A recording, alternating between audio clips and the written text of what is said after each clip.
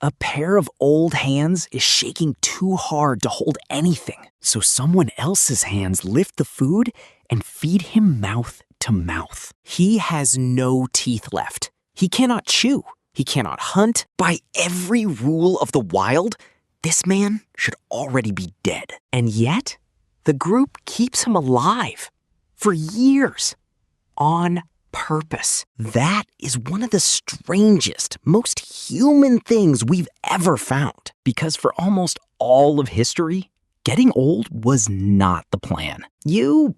Reaching old age is something you quietly assume you'll do. For your ancestors, almost none of them ever lived to see it. So what actually happened when an ancient human got too old to survive? Did the group carry them or leave them behind in the grass? Let's start with the one thing we know for certain. In a place called Dmanisi, in the country of Georgia, they found a skull. It is roughly 1.8 million years old, and its owner had lost almost every single tooth in his head, not right before he died. The bone had grown over, smooth and healed. That takes years.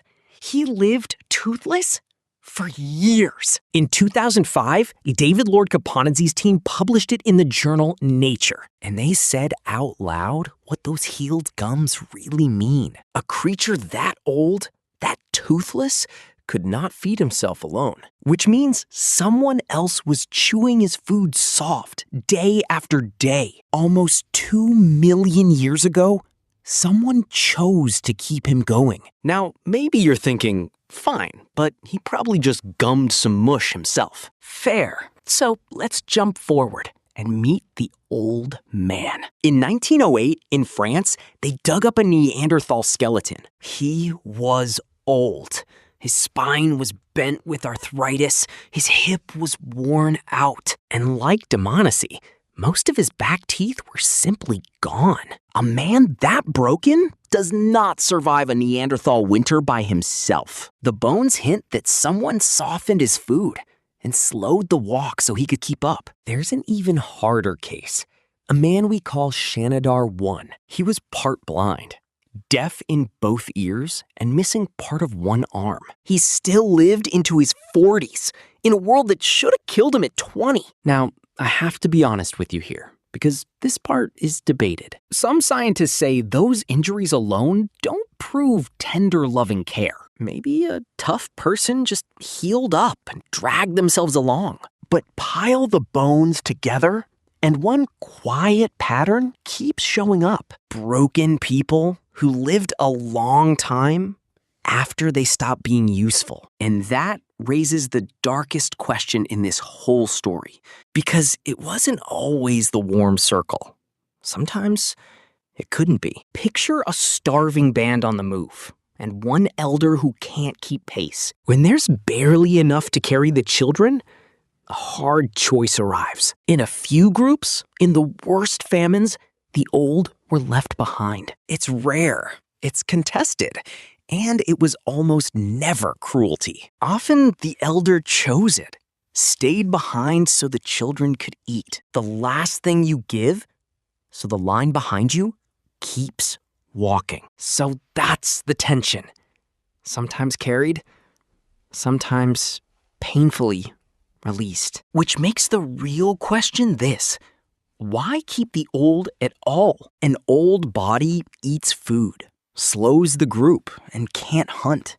Pure cost. So evolution should have thrown grandparents away. It did the exact opposite. In 1998, an anthropologist named Kristen Hawkes had a radical idea. She was living with the Hadza in Tanzania, who still forage today, and she noticed who was really feeding the weaned children. Not the young mothers. Their hands were full with new babies. It was the grandmothers, out digging tubers from hard ground for hours. The old women fed the kids the mothers couldn't. That's the grandmother hypothesis. And Hawks argued the grandmothers are why humans live so long at all. The grandmothers who lived longer raised more grandchildren who survived. And those long life genes got passed straight down the line to you. Be honest for a second. You've probably glanced at your phone by now. Stay with me, because the twist is about to make this personal. In 2004, two researchers, Rachel Kaspari and Sang-Hee Lee, counted the old. They tracked how many humans reached grandparent age across deep time. And right when old age suddenly got common, human culture exploded. More elders, more art, more tools, more stories, all at once. That's not a coincidence. And here is exactly why it matters. So let's reconstruct it. This time, you are the old one. You can't run anymore. Your hands shake, half your teeth are gone, and you know exactly what you're worth to this group. Watch. One dry summer, the rivers shrink, and the usual plants just vanish. The young hunters come back with nothing. The children start to cry. Nobody in camp has ever seen a drought this bad. Nobody except you. Because 70 years ago, as a child, you lived through one just like it. And you remember. There is a valley 2 days' walk from here where a certain root hides deep underground and lives when everything else dies. You are not a burden. You are the map. You are the memory. In a world with no books, no phones, no writing, the old are the library. And here's the twist most people never see coming. Losing an elder wasn't just sad.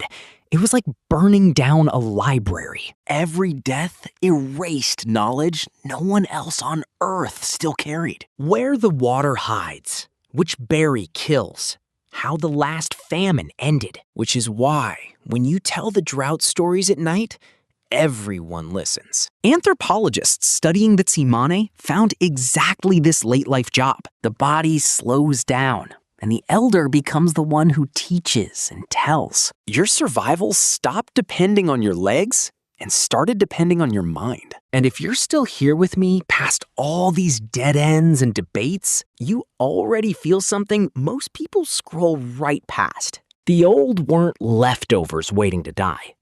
They were the whole point. Then, slowly, something changed. We built medicine, cures, machines that keep a heart beating for decades. And we won.